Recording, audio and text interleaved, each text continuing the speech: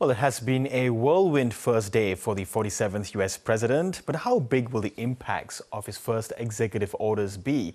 Well, for more, I'm joined live from Washington, D.C. by Republican strategist Rob Burgess. Rob, really good to have you on the program once again. It's been quite the first day for Donald Trump, but what did you make firstly of his inauguration speech? Well, I thought it was a great way to usher in the new golden age of America. He was very clear with the expectations that the American people have given him in his mandate this past November and what he expected from not only his administration, but from Congress to help achieve his goals over the course of the next 4 years. Yes, on the domestic agenda first, he's now pardoned everyone involved in the January 6 riots. What sort of message is the president sending out by saying that you can attack effectively the halls of power if you disagree with something, in this case, the results of the 2020 election? Well, it wasn't everybody involved with January 6th. It was those that had been arrested with nonviolent offenses. But what I do think that it shows is that this past administration weaponized government to an extent and held people without trial for nearly 4 years. That's not something that's supposed to be taking place in our American justice system. That's not supposed to be happening in our system of government. And so I think what he's trying to do is reset the scale, make sure that Americans can have faith and confidence in their government, their justice system, and in their presidency once again. Rob, immigration has been a big ticket issue during the election campaign. Now, how do you see his promise of mass deportations actually materializing, playing out? And when could we see that happen? Sure. It could very well start happening this morning here in the United States. It's a little over 5 a.m. on the East Coast. But I think that he did a very good job in selecting former Governor Kristi Noem to be the Secretary of Homeland Security and Tom Homan to be the border czar. The way this is going to work is those illegal immigrants that we already know of and we know where they're at, we're going to go ahead and start notifying their countries and we're going to start sending them home. But ultimately, what this does mean is if you want to come to the United States, we want you to come here too, but we want you to come here through our legal process. And we want you to go ahead and remain in your country of origin until you receive those visas or those application approvals to come and join us. Ultimately, if you want to become a United States citizen, our arms are open. We simply want you to do it through the right way and the right processes. Well, the president, he's already looking also at scrapping the birthrights for children born to parents who are not citizens or permanent residents. Now, that is a provision in the 14th Amendment. Would you expect this to be challenged in the Supreme Court? I absolutely do expect it to be challenged, and I think that there's going to be a lot of issues with that here moving forward. But ultimately, the American people have said that this illegal immigration problem is a very big problem and one of the top two in this past election. And by removing or at least temporarily suspending birthright citizenship, it will probably take an act of the courts or the states to uphold that executive action. But ultimately, you need to look at all the executive actions that he took last night. Over 42 executive orders and proclamations, over 200 executive actions, all with the focus of campaigning, keeping his campaign promises of putting Americans first. And that's exactly what he's going to do over the next 4 years. Yes, and a lot of those actions pertain to what he will do overseas with his foreign policy. And one of them is that he's pulling the U.S. out of the Paris Climate Agreement and also the World Health Organization. How might these two orders, or at least impact on how the international community views the U.S.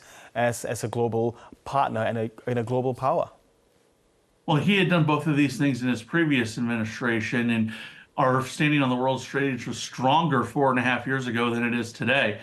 So I think that ultimately this is going to help reinforce America's position that we are not only a global leader, but we are a force to be reckoned with, and that we can provide for our own destiny as well. Removing ourselves from the Paris Climate Accords will allow us to become an energy dominant and independent nation once again, not only becoming an importer of energy, but an exporter of energy as well. And that's going to be a huge boon to our economy and help nations all over the world.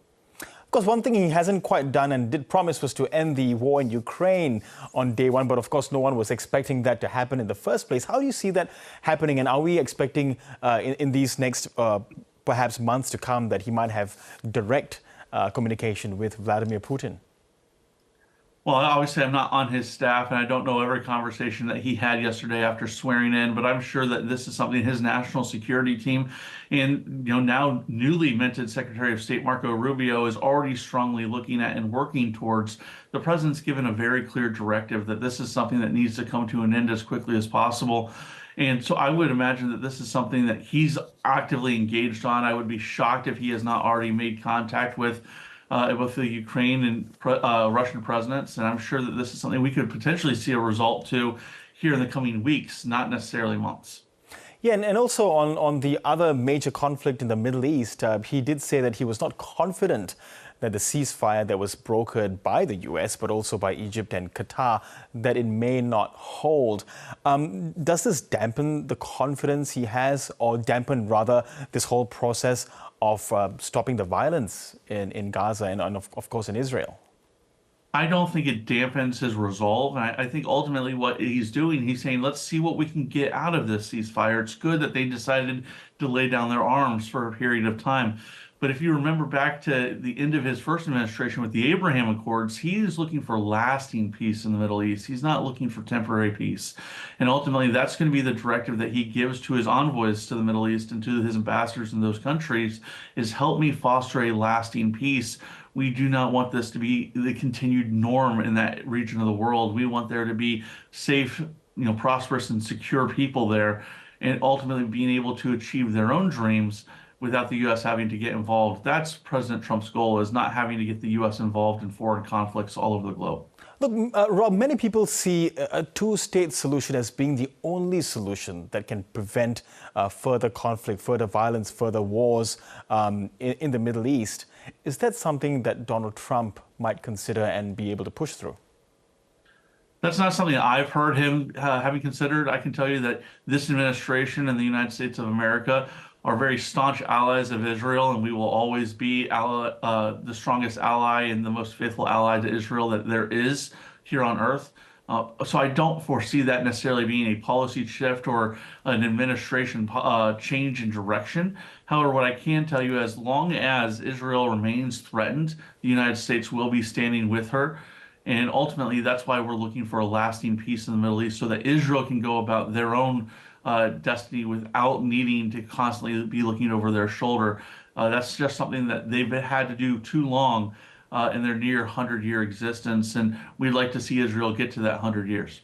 Yes, and finally, Rob, it wasn't long after he became president in his first term in 2017 that he uttered the words, "You are fired," getting rid of one member of his administration after the other. Will we see that again, or will we see a very different Donald Trump in that respect? Well, I think he's already uttered it. If you look at his Truth Social post from last night, he identified, I think, 3 or 4 individuals from the past administration that had held on to some positions after his inauguration, and he let them know that they were fired. And so at the end of the day, Donald Trump is Donald Trump, and that's something that the American people actually do embrace about him, is he's a known quantity. They know exactly what they're getting with him. And ultimately, I don't think that's something that we're going to see change. He's going to continue being the leader, the president, the showman, and the most gracious host that America has had in the Oval Office in a really long time. Okay, Rob Burgess, really good to get your thoughts once again from Washington, D.C. Thank you so much for your time. Thanks for having me.